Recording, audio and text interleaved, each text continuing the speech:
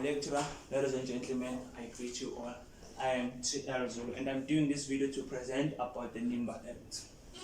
So, the significance of the NIMBA Act is the protection of species and ecosystem that warrant protection, the fair and equitable sharing of benefits arising from bioprospecting involving indigenous biological resources. For example, of things that are highly protected are such as cycads and coral reefs. NIMBA also makes sure that a person may not carry out restricted activities involving a specimen of alien species on a list without the permit issued in the terms of Chapter 7 of the Act. So, humans are the induced threat to the biodiversity. And listed the ways how humans are induced threat to the biodiversity. And the first threat is habitat destruction. Is the damage to an area that certain species live in to the extent that the species can no longer survive that area.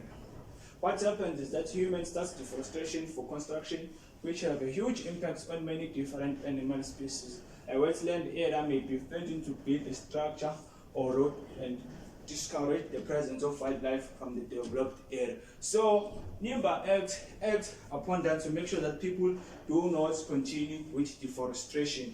And another threat is overexploitation. Humans tend to overhunting for several different reasons. One is for the highest profit to be made in the illegal wildlife trade of plants and animals. They also hunt as sport and for food.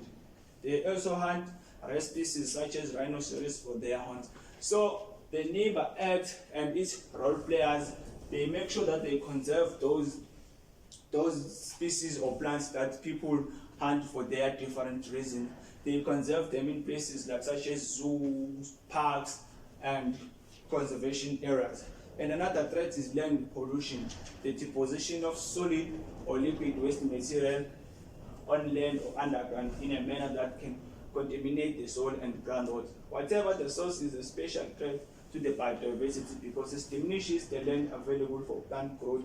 This is especially serious because we need arable land for growing much of the food we rely upon it. So if the ground and water is polluted, food or anything that we plant will not grow. And another threat is invasive species. The way which one can travel the globe and plenitude of transcontinental voyages has increased invasive species everywhere.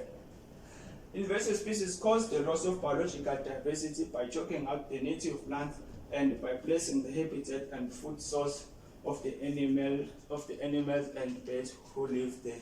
As climate warms, invasive species are able to hold in areas where they bloom before the native plants to do in a particular area. So what the NIMBA does here for invasive plants is that they make sure that a person does not plant invasive plant without a permit that is issued.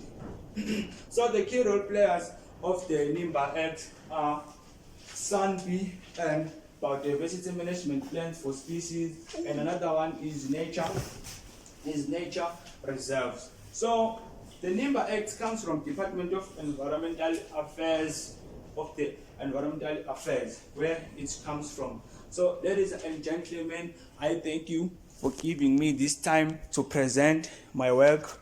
So as you have watched it, I'm sure that there's something you learned today. So you will also make sure that you protect plants and animals.